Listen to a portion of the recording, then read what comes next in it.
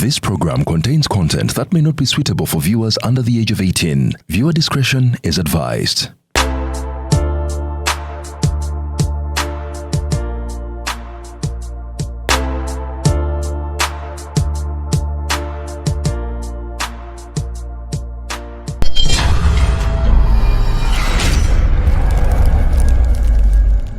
Hey, hi, this is Kasuku. Now, no bagiyita Mercedes Benz tugimanyiddeko comfort. Naye ekyenjawulo ekiriwo aba Delta Cash balina gye bayise Express Car Logbook Loan. Buli kimu kikolamu express. Ojja wano n'oleeta logbook yo ne tuprocessinga national ID nayo ogireeterako ne bank statement ne tuprocessinga okuva ku miliyoni 2.5 paka ku miliyoni 3 ng'ogenda na mmotoka ovulumula logbook nayo ng'otwala ng'ate tutandika kulaba okola ki bagise Express Car Logbook Loan okuva mu Delta Cash. Buli kiseera nzija na birungi nkubuulidde tobeereeyo fees ziganye tobeereeyo ekyana kikulemye okukyakaza nga Delta Cash weeri tulinaalya wano wabi kanfuga ngende mu benzi yange. Musanvu Agosto 2026 lwe lunaku Kojja Kabaya lwagenda n'okuvumbulira mu Manipola Ku Supremacy Lounge nakulabye ngambye nakusobezeka 27 Agosto 2026 gawerekeddwa Kojja Chimboa Acidic Vocals Kojja Kevin Aban Kojja Senga Jesse Nantume Senga Muwamya Senga Munyweza Senga Marus okuyingira emitwalo 5 emmeza ya miliyoni 2 mujja tuwulire ebigambo byetawulirangako gatebisabikiddwa bulungi gabiteeddwa mu ssente Kojja Kabaya Herbal Clinic Agri Motors Supremacy Lounge Success Motors Senga Munyweza Mukisa Property Consultants Kimbo Herbal Products mujje tubukiriza ebyobuwangwa byaffe eby'omu kisenge nga bisabikiddwa bulungi oveewo ng'oyize ng'era ali kafulu. Ruzungu kade kazuku tujikole sawa namba ruzungu. Ruzungu tugenda muza kujjere kutoka ntoku ndimbuzi ndi ala bora babaddi abakyala wale somoyo mbenye katonda ya chembucho genda weji waminge yabaweereza buno bukeke obutini singa babu mutwale bamusonseka mukamwa bwonna n'abufulumiza mu nnyindo kibwa ina guno omuggo gwa Musa wayitista premium detergent waliwo wanagambye ebola y'akasajja kasendi kalimba bannange esendi bannange.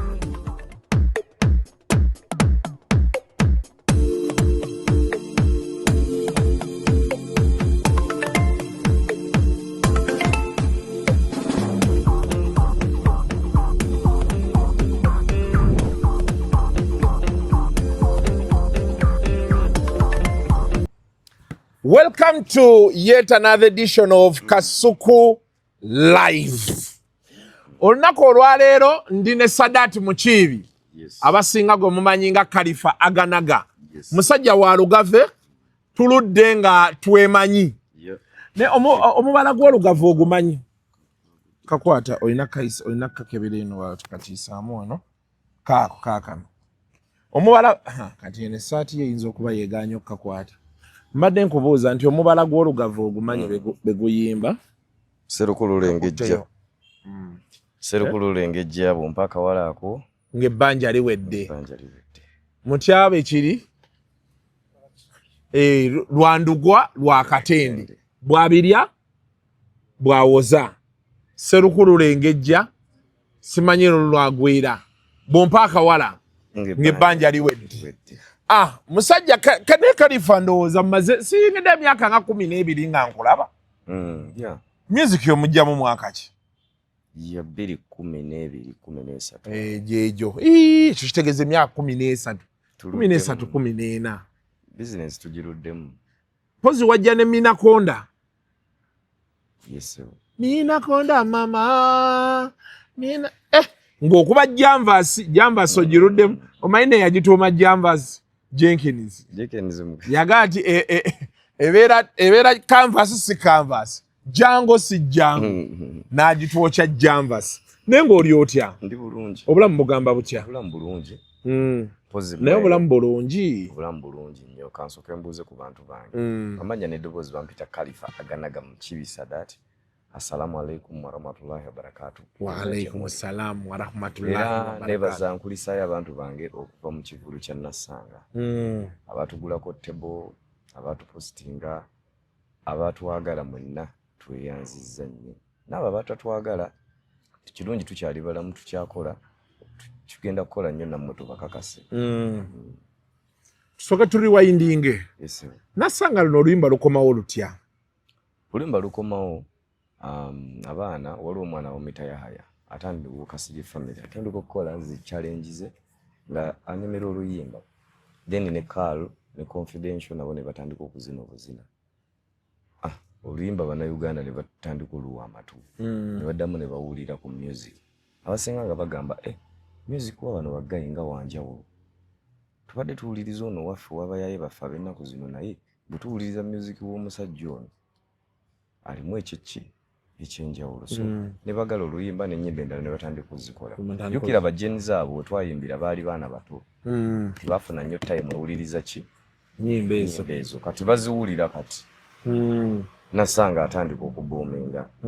Kati nga nange businessman ne ngamba kati kintu kyongerayo kanteekemu remix. Bisobole okuba appealing in the new generation. N'okubeera nti nno YouTube esobola organizinga ng'olupya. Ne TVs. Yes, so nenkikola ekyo and it was a success. The song in just a few days lwafuuka oluyimba olwakalwa ku number 1 YouTube trending paka kati kuva etwaluta. Leero nsembye dolaba nga lulina 1.5 million views. Yes. In just lwaweza million emu mu wiiki emu. Yes. So lukyeyongerayo. So era bw'onookebera popular artist Khalifa. Bw'onookebera popular song Khalifa. Bw'onookebera amawulire omuyimbi asinga okwogerwako Khalifa for consecutive 4 months katuyingidde omwezi twatandika May, June, July kati August. Era August ne tumuyingidde nga ffe abasinga okwogerwako mu Uganda muno. Khalifa Nassanga Khalifa wano Khalifa kiri Khalifa. So kati nga zaali mu business y'obutaala ekyo kinkolera n'omwana omuto erinnya aliwulira okitegeera kubanga ffe tumanyi nti nno whether bad or good it is publicity. Nassanga remix eyo abantu tebasooka gitegeera arrangement yaayo naye ndowooza bagenda bagiwulira mu matu ate neetambula. Ani aorganizing abayimbi era yali gwe? Abayimbi nfuna ekirowoozo twayogeramuko nanku Palasaawo twogeramu katono nesinga kikola mu remix ekyo n'ofuna abawala nga nja kiwa obudde kati saakifaako nnyo bwe ngende wa Kenzo omukuba oluseke nga ntegeseeyo akantu wano just k'abantu bange badde njagala federation eveko kyekola namanyi budget tewali naye what we can do is we can make a remix of this song, we promote it tuba tusobola okutambulira awo mugamba kale kati n'oli engero ekirowoozo gye yakimpa ate ngono naye ali ready ate n'okuteekamu ngamba kino kituufu ngaze omuntu atunuulira ensonga atunuulira obubonero namanya nti kana akabonero kalaga nti this is what I'm supposed to do. Kenzo nakubira producer we ku Big Talent wamita Buta Magical nange nenkubira remix eyakola original version ne bagenda mu studio ne baddamu engoma eyo zolegulo ne Kenzo ne tugenda ne tukola ki netekamu amaloboozi then we suggested a few artists abasobola okujja mu remix. Kenzo n'abakubira nange ne mbakuba enkubira mu bonna betwakubira bebo betwajjamu ne tugamba now this is the cream that we are bano bajja okukola. Yes. Nwaji yakitwala atya originally? Nwaji we namukubira esimu namukubira kiro nno ssaawa nga 9 eyo banze bwe nfuna ekirowoozo I executed there and then sirinda nti kino kizze kuba nenkya njafuna idea endala nenkya nfuna idea kati we nagifuna nagamba this is an artist saazi naba teyeebase tukola kiro namukubira nagamba mami Nwaji waliwo oluyimba luno lwe mbadde njagala tuddemu ka remix nakozeemu tulimu ne Kenzo mbadde njagala naawe okole ki oteekemu Nwaji naŋŋamba mpeereza mpulirize mbwe namuweereza yakyagalirawo enkeera najja n'ateekamu. Kati wizo twali twayimbako naye ku White Party ya DJ Nimrod Climax nafuna ekirowoozo nga naye wizo ono kyali wange tubaddengawo bamuvuma batuwi remix eno kamuite tukole kitubere mukati wizo samufunirawo kati Uncle Puzzle ye tuba tudina olimba laffe tukola mu studio lulala mundira mugamba mwana akayimba nakaze mu remix akayimba kafa kaze mu remix kale naye nja ku contributingira ku video webale muganda wange naye fecho ku contributinga ate gonda ze omutima omulungi jangu obeeremu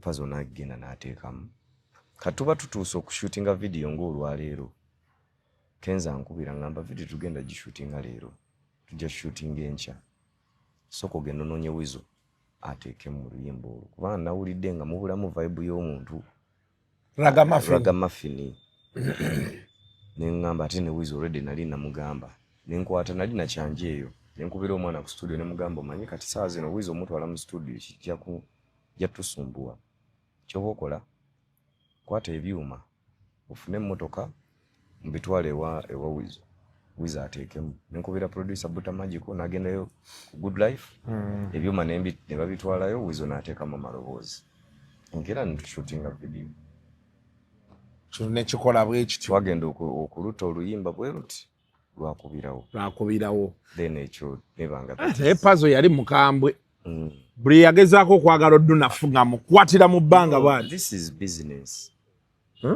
Kasuku tokkirizanga muntu yenna kuzanyira ku business yo yekuolya otekamu obudde otekamu ssente kati watuli bwabanga akunafuya you have to fight for ekikyo lino liringa ttaka lyo nti bali kubbako bw'osirika bw'oti omuntu atekinga advantage awuddiisa n'abalala ne balowooza nti byayogera bye biki bye bituufu so Puzzle nze kyeyakola kirungi era muwagira 100% leka bo bantu bejajingire ekintu neggwe ate alina okugamba abantu nti because the presenter akagambo presenter tebakategeera you are there to present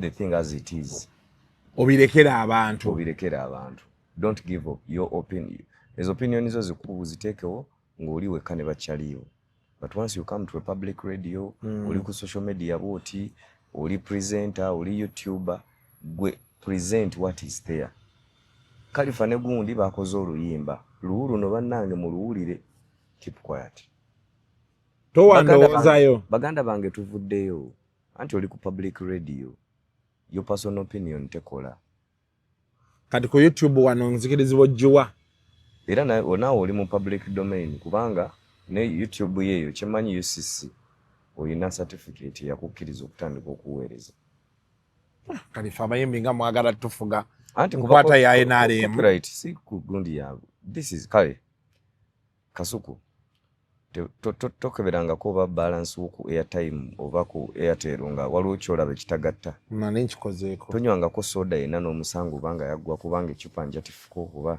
something sobola okujja mu kamera ntandika okukyogera ku Coca-Cola bekibanga obujulizi we buli kikole nojja n'obagamba naguze soda yiino ecupa nga mmenyefu kale tuve ku kyokumenyeka kubanga eyinza okuba mu transit we yamenyekedde let's talk about the product nti teyampoomedde era osobola okwogera nogaa nanywedde Coca-Cola naye teyampoomedde oba nanywedde Pepsi teyampoomedde tampoomera era munywe soda omulala tuteekako nti munywe soda omulala anti that is what kyenjagala nga bwe kiri wali mu music nga bw'okyogera ku nde guyimba nze tegumpomedde so bwebeera nga business ya muntu agiteekamu ssente you present as it is bw'onoogenda mu bingi nnyo ojja maliriza okoleddemu ki ensobi obanga oli business yo girinyiridde kubanga ateekamu ki ssente business ne business gy'ateekamu ssente talina tuwa kintu kirungi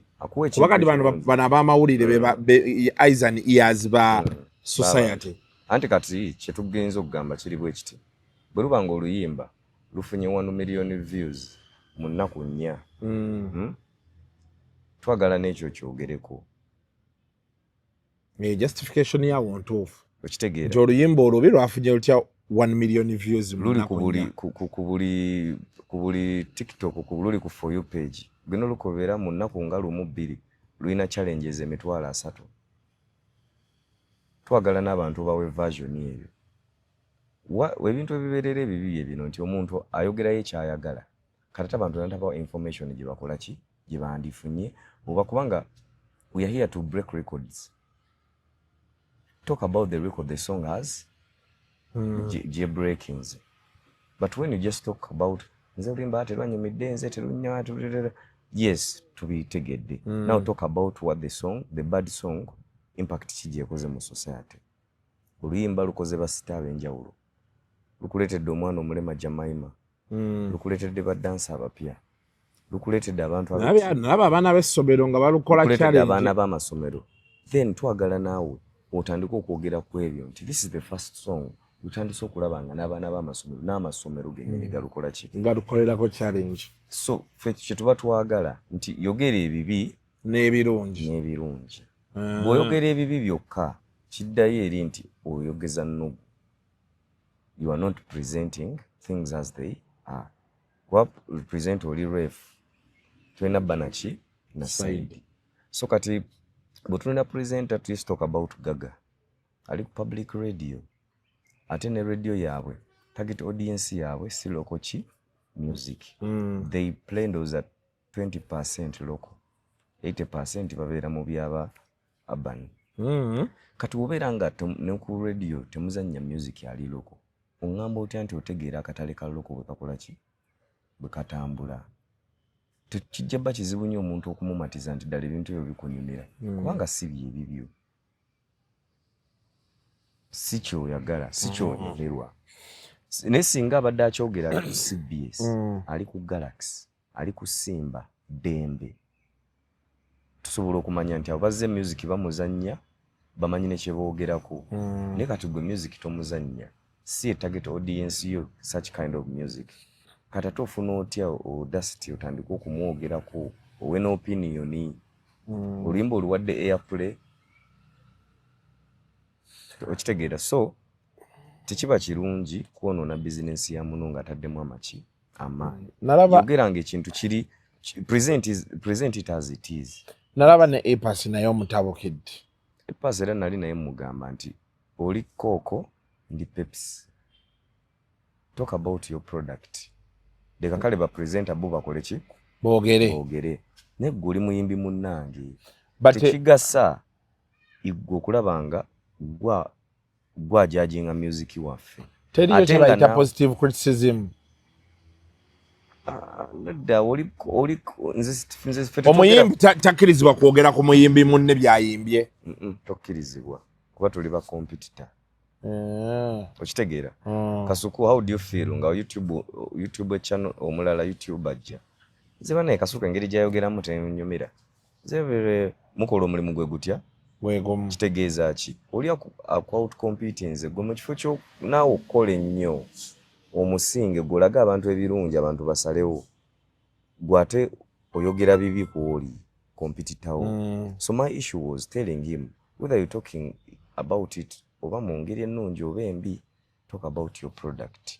Ez'abalala zikole ki zireke mujja kutuzzaamu entalo kubanga gojja kulowooza nti okyogedde bwogezaawo naye nze nga bad character nkitwale buki mulala lwendi kusanga nja kulaga obwa bad character kyabikola ebyo anti no kyengezako kugamba nti don't provoke me kutuuka ku mbeera eyo kudda mu bya bad character. Nkulabanga competitor munnange bwe kyoba okola emandeesi oluyimba nga tulwagala terukolera ta olukolera lulyewo luno. Okitegeera kitegedde naye ebyokuvaayo mb'oyogere bingi nnyo naffe be tusobola okwogera ng'omuntu ajja tujja kugamba niffe nawe tukulaba gwe wakabe naye nga tetukulaba yewadde ne kasho uyimbawa tukulaba naye naawe oli muyimbi naye okyapangisa nno oli myaka 15 game. Bingi nnyo bye tusobola naffe okwogera ku ki ku bantu naye tetwagala ku nze competitor munnange simwogerako ate omuntu bwansinga nzikiriza ne mmanya engeri nange kyenyinza omukoppako oba kikyensobola ki kyemmuyigirako nange nsobola okubanga ebyange biri ku level okwakola ki kwali kikyo nosanga nti avumye Kenzo era Kenzo ayimbye bubi biki naye nga Kenzo Grammy nominee ate ne sente yaziteekamu Grammy ki nomini BET award winner byogamba nti oli international negwe byakulema naye ate govuma mbu aliroko agirina Grammy nomini alina ne BET kyokolerera obulamu bwonna okiraba so kati fenga abantu abala tujaga bugambibwa bw'oyimba oluzungu nga byakulema okyogeza nnugu kati it's better obutakola lutalo ku bantu ewali omulema tufunyizaawo ki ngalo okitegeera so kati my friend Epas bubo yagala okukakasa tugende okole bato nkole ku bato nkola ndongo okitegeera ne kwata wakawo omuntu n'omukriticize nga nja kugamba gwe mwaka guno gwonna mpayo oluyimba lulusinga nasanga kale remix gyovuma tugende ku platforms all platforms tudde wansi muloko abantu ba bulijjo betulaba abaluzina balukola ki tudde ku YouTube tukebere numbers tudde ku Spotify tudde ku Apple Music tudde buli wamu bachi bino bitojja n'obitulaga so ekintu ky'abayimbi okwogera ku bayimbi bannaabwe kikyamu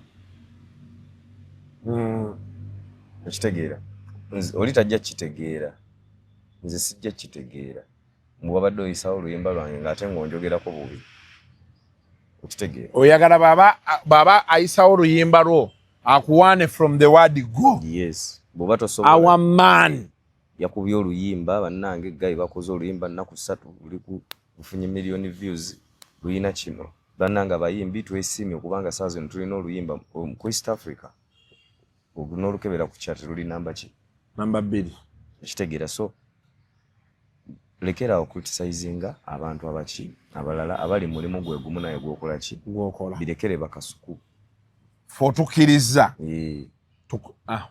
noza mukiwulidde birekera kasuku kubanga yo mulimu gwegwo kwogera ku kikibaddewo oba ontegeera yep. Kati gwe kompetita munnange kireke era naye mba njagala otugambe Epas oyogera ku bya Khalifa gwe bibyo biriwa naye yali alina akayimba kakubamu ennaku 2 wiiki emu 2 fetwa yalaba fetwogera twasirika Uganda, are you ready?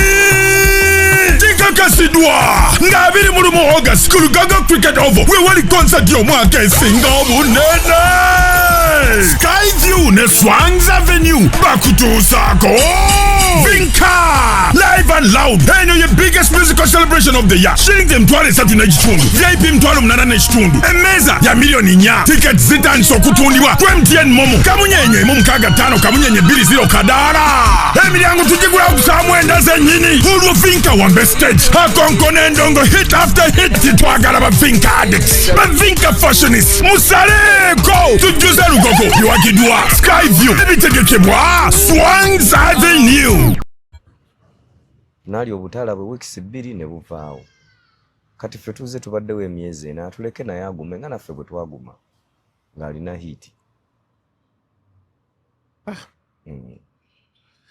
kugambye kyekyo naye nga simuyinaako buki buzibu naye bwe bayitiriza nja kujjayo eri karakita ya bad karakita kati awo nga tuvuddewo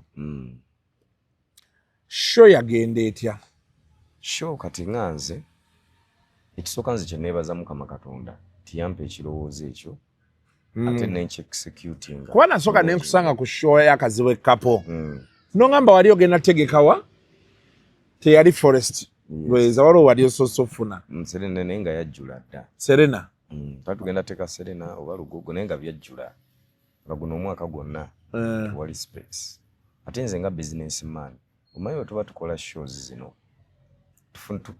waliwo shows obalamu either okukola erinnya okudda mu bantu oba okufuna ssente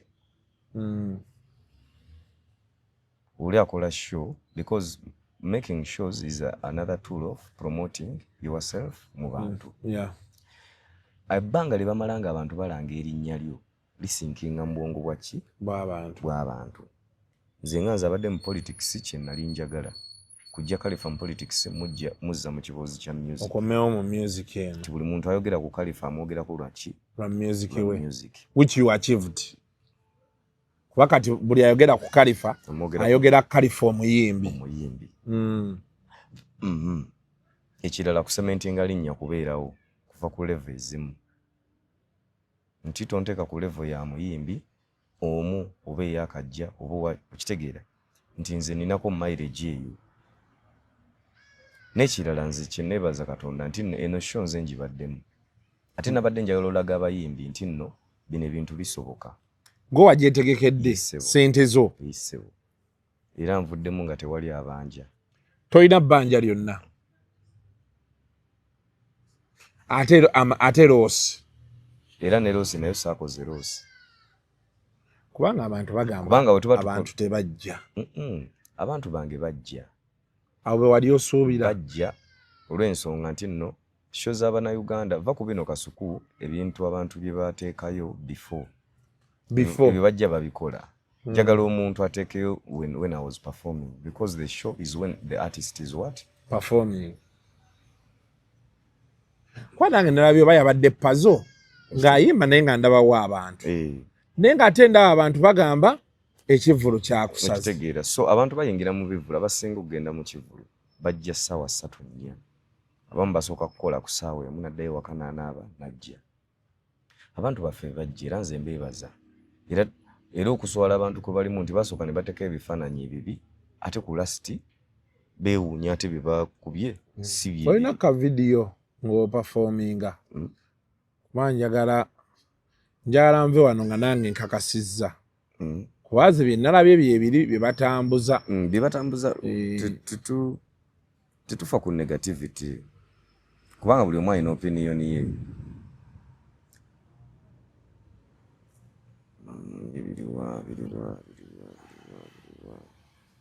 Awo nga ndi ku stage.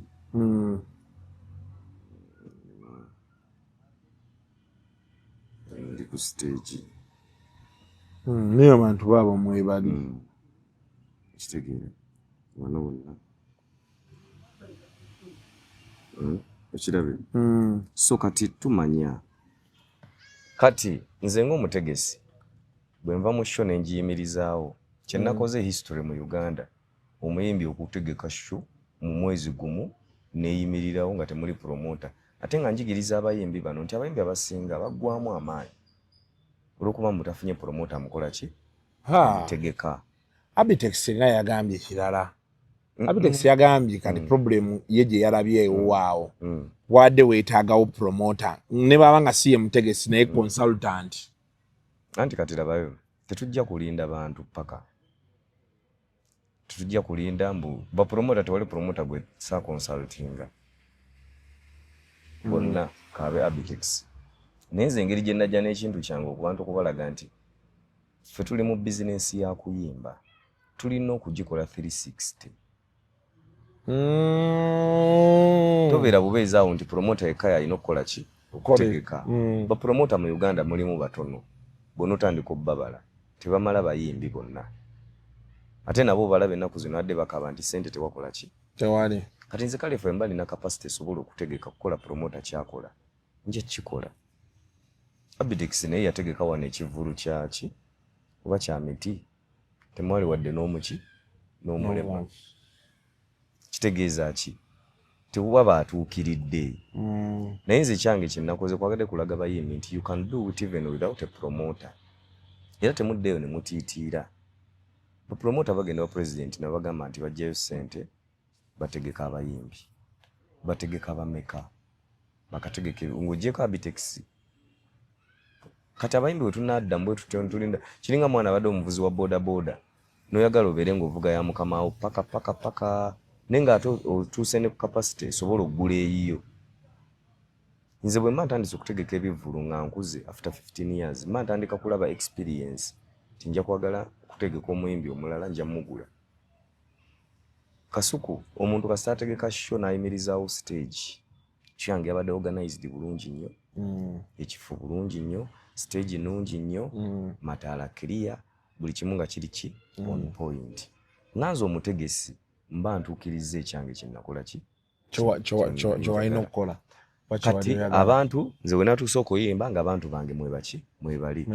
Bwe ntunulako mu kabokisi eri ne mmanya nti Webyuma mumaze wekifuta manja tiwaliwo kimmanjibwa kinene nnyo ojja kwesanga nti navuddemu nga obuntu obumanjibwayo bwe bano benkoze nabo nti mitwalo 10 mitwalo 2 bwe butyo naye nti bamubanja mbu simanye miliyoni zimmeka tokirinaawo banze nina abagagga bange bagula zitebo kati gwe imagine tebo zange zaali ku miliyoni 3 miliyoni 5 n'emu ku miliyoni 3 we mma ntunze tebo zange 10 ziba sente mmeka miliyoni 3 ze miliyoni 3 tebo 10 bwe ntundayo ezeemu ne ntundayo tebo zange 5 ziba sente mmeka 3.5 bwe ntundayo tebo zange 4 eza miliyoni 5 ziba sente mmeka 3.5 abiri kakate kwa 3.5 za 5.5 kati bwe ngattako ne bano bamukono kyebiri ebiri 3 nefunayo abantu bange 12.5 mba mu sente mmeka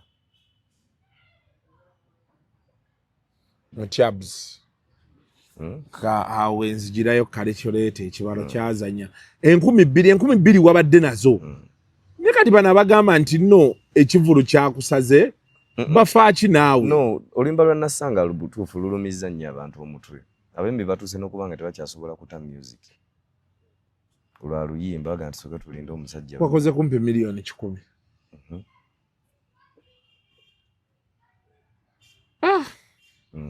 Siza kalifa nkaruwe inawo mpaako kitegeera so kati oluyimba lwa Nasanga lwe atabula abantu so balaba oluyimba lwakomawo lukuba ababe ba promoter abasingo balaba badde boogeza nnugwa akaana kano kali mu kubuusa abayimbi zomuyimbi njagala muwe value atandika okumanya nti promoter si yakuyamba kuba bali bateekawo nnyo ekintu nti promoter ayamba omuyimbi ogenda omaliriza nga kutegese nga atakuba amagi mbadde muyamba ninga ate gwa promoting erinnya lyo okutuuka okuba nga asobola olitegeka naye yakuguze buguzi kivulu yaguze buguzi kivulu atedde mu bulango okitegeera kati omuyimbi ndi mumuwa value ndi mumubuusa ti blood teweebaka ogenda gwa wano okitegeera woba ofunyemu ka chance ofunye oluyimba tegeka because eno business kasuku buli muntu akola business sinti buli lunaku wa supermarket buli lunaku atunda wa spare sente buli lunaku akola ki sente buli lunaku atunda okitegeera wa boda sente buli lunaku akola ki atunda kati lwoba totunze jukira ate lwe watunda okitegeera ekivulu kale we manchi koze n'ogamba nze kinsa gwe tofaayo nze kasita nfuna experience n'okulaga omuntu nti kisoboka nenyimiriza kati bapromota be bali mu kulwana bwe kiri olwokuba weetegese bapromota baali baagala bakutegeke no baali balinamu olunyoomonyoomo nga balowooza tekijja soboka kati nze mbalagako era n'abayimbi ne mbagamba nti kati abayimbi tugenda kukola naffe ekibiina ekyaffe ekyabeetegeka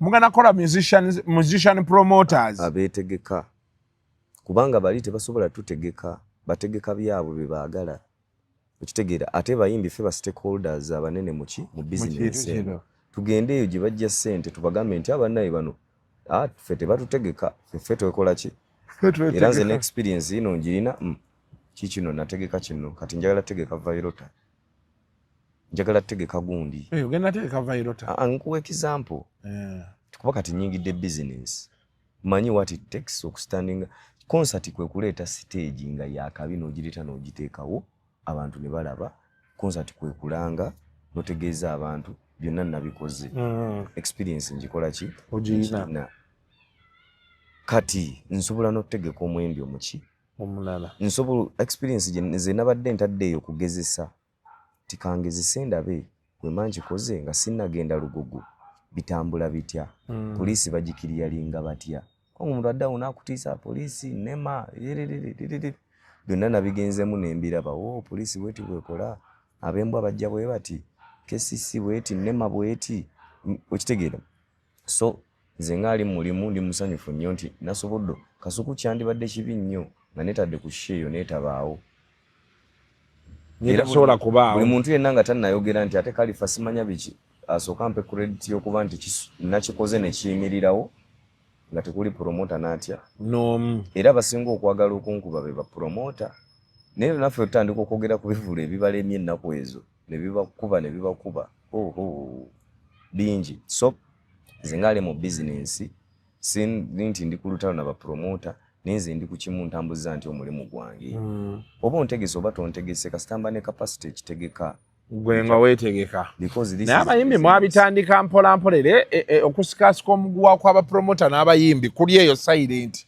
mwe mwatandika ennaku enkulu babanoonya mbw ate nze nakoledde kavumba neetegese abapromota nze kalifa okyasobola okuntegeka kuba nja kusaba sente z'otajja kusobola onyiige era ekisinga obbanyiiza ga kalifa nkwagala n'omuganda njagalayo 7 miliyoni abanya n'agaggawaladi because eno business gw'otadde mu buteesi ku lunaku luno naye nze nange mbadde nga nteeka manyi videos mmeka ze naakakola nga teziyitawo manye nyimba mmeka ze nteekamu kuba buli luyimba oluteekamu ki sente kati gw'otuukira okuba essimu ku lasiti just olange bulanzi ofunemu nange oba olina okunzasula gali amaanyi g'enkola ki oba otaddemu ateekamu. So kati bapromota ne kizaayo nti tojja kuŋŋaanya bayimbi bangi okuŋŋaanya Kamiliyoni okuŋŋaanya era nze mmanyirawo nti kati bano abayimbi baba babbi. Tosobola kuŋŋamba mbu okutte Kalifa omugatte Nwagi omugatte Kenzo omugatte gundi ng'abantu bagenda kuyingira 4,000 oba 3. Nkimanyi era tojja zikola ssente. Abayimbi ogenda kubba babbe oveeyo banyumize ebibuuzi munnange nanti olaba. Era olaba omuyimbi bw'agaana nga bavaayo bamukola ki? Bamukuba. Talina mpisa biki kati ogenda kulaba nga buli promota anvuma nenga lwaki nakoze nabo kye bakola bulijjo sho neyimirirawo connection ze nafunye ebirawo byokka byenfunako obufunyi okitegeera mulimu afande wange nabadde nakamala okuva mu kivulu afande Martin nabadde awo jjo ku supremacy yakutte $5 million n'azinfuuwa agamba ono omwana mu baana abali abagezi abamanyi business ono omwana mugezi nnyo kwatayo n'akwokya nanjokya okitegeera kati gojja kukaabira omuntu mbu otunuulire show experience Sams yabadde mu kivulu kyange Romes yabadde mu kivulu kyange okitegeera bye tudiiringa nabo kati saawa zino binene nnyo okitegeera so ekitegeeza for you ekivulu tobala nti bantu bino bifaananyi bantu bye bakubya ekivulu tubalako ebintu ebirala biki bingi bagambye waliwo tiktok gwe mwakutte ebadde akuba ebifaananyi ebya tiktok just ba tiktok kyenyinza obbagamba eno business abamu ate baba tebabayise nabbakola ki bayita eno bizinensi okedde ku makyo ozze ku kivulu ky'omuntu saawa emu nze manjagala tiktok okuba ekifaananyi nga nnyimba kubanga esho kyosinga okwagala ogamba abantu nti Kalifa teyafunye ki bantu n'okubya ekifaananyi ku saawa emu ku saawa 8 ez'emisana oba ontegeera kati nze musajja wattu ebyoyo omwana nali sibirinako nali sibimanyi era nze tebabiŋŋamba nabikola ki wabula nga ttiimu yange management yange bakola okunoonyereza ne basanga nga takikola mu mutima muki mulungi mulungi kubanga waliwo munnamawulire munnange owange beeyinamu obuzibu n'oyo omuki oyo omwana balina bwe bakola omulimu ne betuba ne balya buli omu ssente ze kati ate yaddira ku linnya lyange ate kwazannyira olwokuba oli akola naawe management nze nali sirinawo era n'okumukwata nze tebaŋŋamba ko bali baga omuyimbi tetumuteeka mu bino mujja mutta muudu ki essaawa eno mbitegeera nkeera ntya nti waliwo omwana bamubabuuza bamukwatidde ki nti ensonga eri bweti netya ne bweti agamba naye kati abo baana bato mumuleke ne bamuta era ne bamuta yasulayo mbu ennaku nga ziizo naye nze ntuusa okwetonda kwange eri ba bloggers n'omwana oyo si kwagala kwange naye abantu benkola nabo bakiraba bubi nabo ne bareactinga mu ngeri ki era kyembeebazaako kuba nti bakitwalidde mu mateeka kubanga kyandibadde kikyamu nnyo nga muwulira bamumenya okugulu bamubye nenze nkyebaza nti nno ba reactinze mu butali busungu ne bakyandolinga bwe batyo. Oyo mwana era ngenda kumuyita twogeremu naye ambuulire obuzibu bukola ki buliwa nze namukola ekikyamu nkyetonde bw'abanga ttiimu yange beerinako obuzibu bo nga kwanze nga we nabitegedde beerinako obuzibu bo nga bo ba YouTuber kwanze nina tamino era nze nakwata tamino nti kwasaganya bannamawulire banno bwabamanyi nze mbagala ku press conference budget yange yiino n'abakwasaganya nze nga saagala ebyo biyingiramu era yali abamanaginga kati bo bennyini eyo ne beerangiza ompadde sente ntono ze tompadde nze omwana yankubirako nti tebamusasudde ne mugamba oke tebakusasudde naye kankurifandinge transport wo kankwate nkuweereze ki ne muweereza nakwate emitwalo 6 nengimuweereza as transport refund mugamba netofaayo tugenda kukula tukyakola ki ffenna lwakuba nkyakwasaganya ebintu biki bingi tujja kwogera tofaayo oli muganda wange kati ku show genda okulaba baŋŋamba nti yakeddeyo budda yatambuza obulimba buno bwe buti ne bwe buti so intention ye yali yakuswaza kiki kiri kyegamba nti nokola ekintu gwe ngolooza kituufu naye ng'ate bwe tunaagenda mu mateeka kikyamu okitegeera so kati ffenna bannamawulire ne babloga ffenna tumanye nti wadde tuli mu bizinensi eno tubiggyemu omuzannyo it's a business. It is a business. Omuntu ajja kukole gojja kulaba ebyo nti nze kantekeyo aka video omuntu ajja kukola ekikyamu ng'ensi temanyi okureatinga abalabe b'otamanyi oba osobola obbalwanisa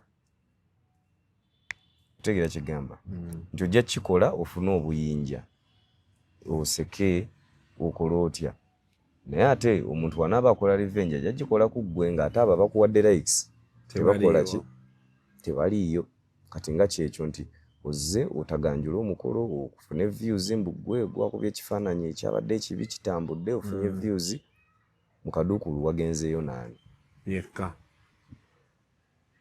yekka ekitegeera era babadde bakwegayirirako we munange mututaase nanti munange muyambe bankubidde n'amasimuzi omusajja tabikola ki so amazima sirina buzibu nze ku bannamawulire sirina buzibu ku bannamawulire era nze kyannumya nnyo kubanga oyo mwana baamukutte kuba nze ndi mukulembeze tulina ennaku yaffe ey'abawagizi baffe bakwata ne babasiba olw'ebyobufuzi kati bwe ndaba omuntu gwe batutte ku poliisi binzijukiza abantu bange be bakwata olw'okuwagira ebintu gwe baba baagadde ekitegeera kati oyogedde ku byobufuzi twakulaba ng'ogenze ku PLU wali ogenze kima meeza oba bagula table same bagula table ekyo kirabe nga olaba kazibwe kapo kagundi bwe yajja kugundi Hajaruna Kasoro bwe yajja era yamulipa nayo ku ssente kuba abamu babadde bagamba nti oba ekyo kyekyaleese obuzibu abaana naye aga nti wa PLU yamanyi bekyaleese obuzibu era nze bamumanyi nga baani side kyekaayana opposition eya side ki namba opposition erimu NOPU erimu FDC erimu UPC kati wano tetuli mu byabufuzi nze ndi mu bizinensi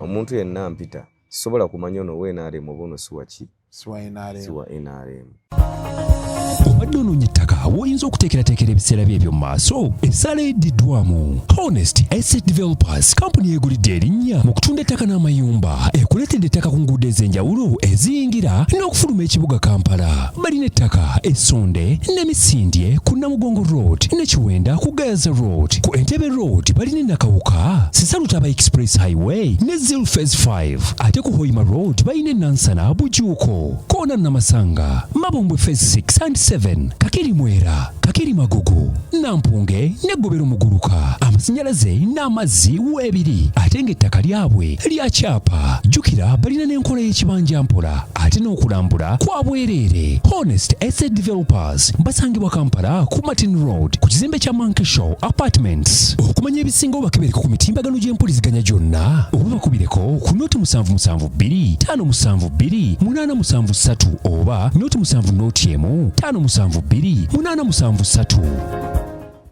Zwe ntegese ekintu kyange abantu bonna bawerukaminga bajje kubanze sina lutalo na muntu nti politics wange wa lutalo nti gundi you are my enemy. Sina enemy. Nze kasitawo supportinga nkwebazanga omuntu ndi amunange webale kola ki kumpagira eyandikoze Rose kye kino kyegamba nti yandibadde nga nva mu gundi nga nkaaba tinvamu nga ndi musanyufu kubanze ntunulira okay baguzeyo table meka okay obontegeera nokola kamukamu nze nenkuŋŋaanya ono bampaayo n'oli nampaayo n'ono nampaayo n'ono nampaayo era tekiŋŋaana kubeera nti nze ndi wa FDC kubanga wali tewaliwo nti walabye ba unveilinga now we are unveiling now Khalifa is affiliated to ajoininze ne FDC ekyaliyo gyeri bastrugglinga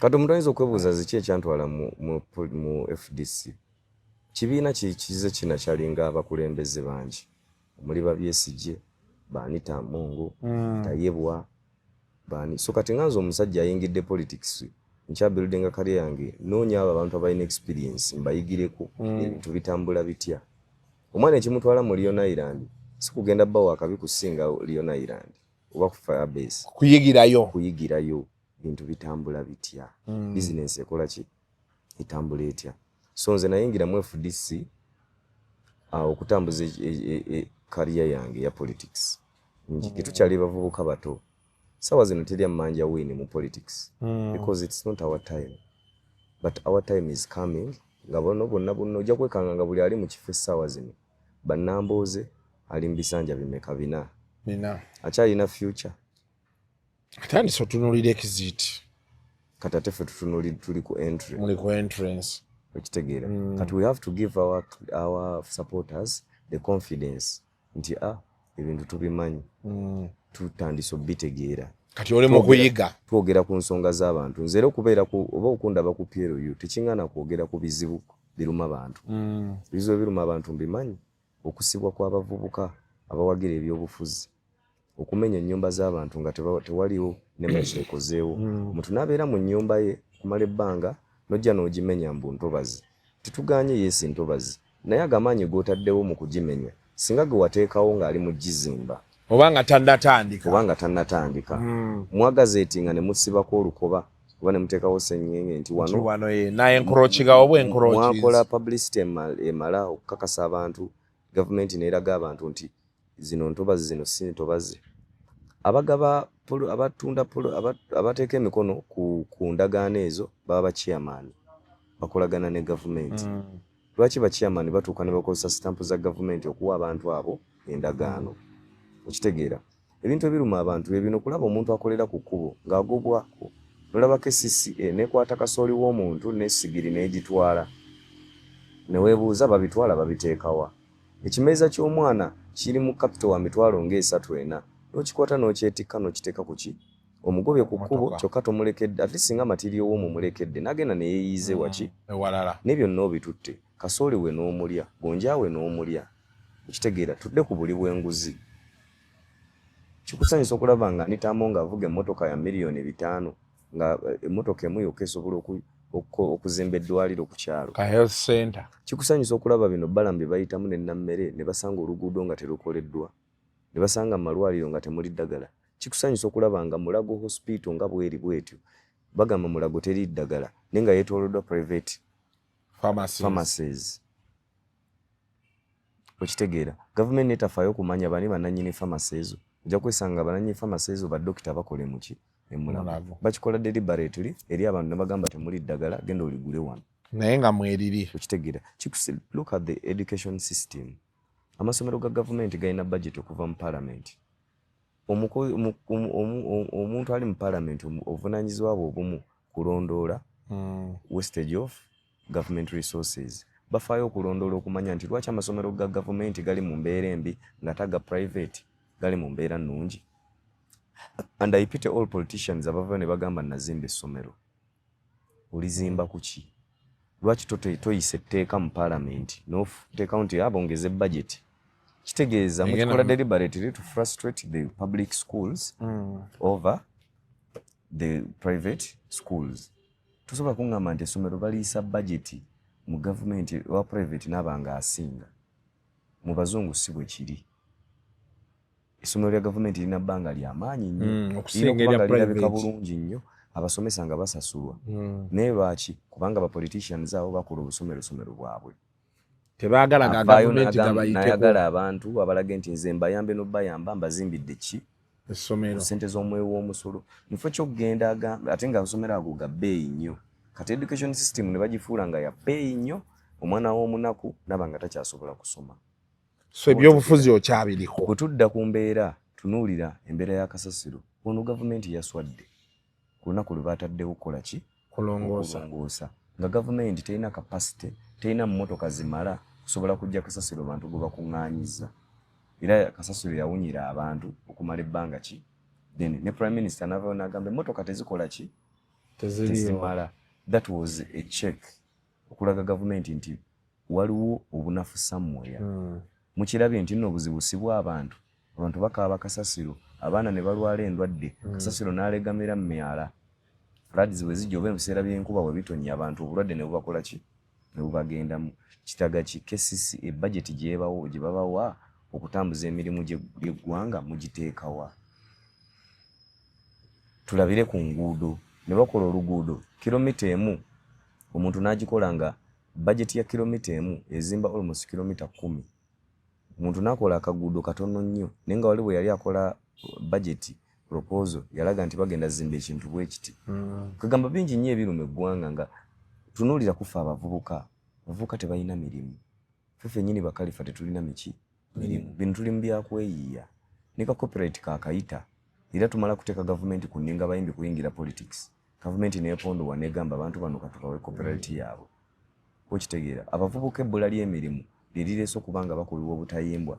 Baganda baffe abawala bannyinaffe ne batandika okwetunda. Ne batandika okugenda mu njaga. Ne batandika okuba nga mulaba abavubuka batambulira mu bigaali okukuba abantu n'okubaggyako amasimu n'okubabbako ebintu byabwe. Amajambiya abavubuka okwetemaatema n'okutema abantu abalala okubabbako ebintu byabwe. Ebyo bye bintu ebitasobola kunzijja mu politics. Whether ndi opposition oba ndi waaba nalabye Pierre sigala njogera ku nsonga eziruma ki abantu. Okubeera mu politics si just kwetimba nti nze ndi opposition. Opposition ng'okola ki? Opposition kuteeka gavumenti mu check. Bakuwadde ssente ogenda ozimba eddwaliro, ozimba eri wathi, material g'oguza ali wathi. Tunuulira ebitaala. Bagenda ne bagamba bakoze ne bazimba oluguudo. Ne bateekako obutaala bwa sola nga bwaka n'ettadde bange esinga. Kati ng'oyo omuntu gwe bawadde contract y'okugula ebitaala yeetaaga kusibwa. Akwatibwe. Yagenda n'alimbalimba n'agula ebintu ebiri fake. At the end of the day sente z'omusolo zikola ki? Zigenda. Oba ontegeera? Kutegeera bulungi. Oba ontegeera. So kankwate kuona. Hello, ekigani. So okitegedde ensonga lwaki politics mulimu ebbula ly'emirimu mu bavubuka teri kasuku kirumanga muganda wo n'omuweerera okumala ebbanga n'atuuka ku university ne mukola graduation party walayi n'amala n'asigala ewaka n'atuula n'amaliriza ng'omwana alina diguri alina kugenda mu Owino kuyimba ngoye okitegeera alina kugulawo ka boutique okitegeera alina kugenda n'atandika kuyiga bwa makanika. Noga kale katubudde twabumalira kisinga yatandikira olumu naye go bwa makanika bwe nekiggwa kibi nnyo kubanga wallahi abavubuka ffe bangi nenga gavumenti etufaako. So nsanyusa okufuna twali tukutoocaddeko kuno Kasuku Live twakyalako edda ndowooza gututta omwaka nenga nze nebaza abawagizi bange mwebale nnyo okujja mu Nasanga Festival nyabo n'abakuba ebifaananyi nti kyamusaze atulage nga nnyimba. Okitegeera temufa ku negativity n'abantu balumwa ekintu ekyo kubeerawo omuyimbi omulaloza takyagala. Okitegeera kubanga Khalifa asobola okukikola goza promoter awulira atya nga Khalifa atandise obbuusa abayimbi nti musobola okyekolera. Era ojja kulaba nga basinze okukuba ennyo beba promoter ate bo bakyajja. Okitegeera nenga fete kati ate wano koobagambyeko bakukwata akatinira nosanga nti promoter kankwekiza mpanko Bajjo nomukubira ku simu omugamba Bajjo ngenda kutegeka ekintu bwekitimpa ku advise okudde yampa buki butono kyokka tekyewuunyisa ate advise atajjojje okutandika okugiwa ku public nga sheekoze eki ewedde yakuwadde ate amagezi nga sheewedde kate ku simu ku mikutu ku TV naye ng'era mu kunafuya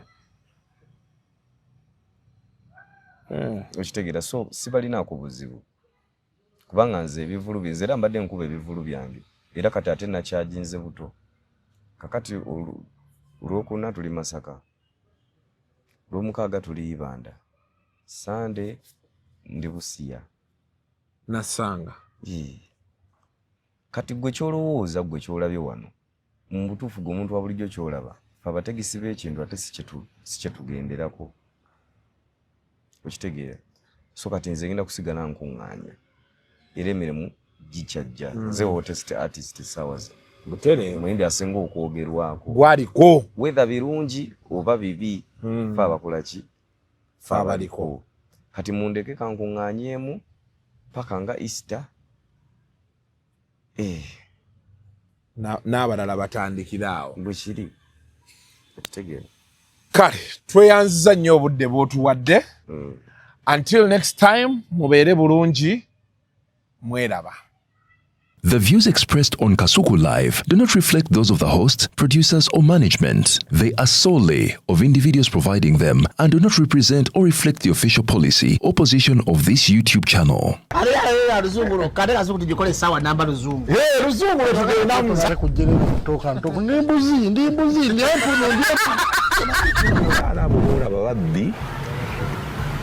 Abakyala wereso omuyomba enyembuto katonda yekyembuto genda wegiwaminge yabaweereza buno bukeeke obutini singa baaba omutwale bamusonseka mu kamwa bwonna n'abufulumiza mu nnyindo kibwa alina guno omuggo gwa musa wayitista premium detergent waliwo wanagambye ebola y'akasajja kasendi kalimba bannange esendi bannange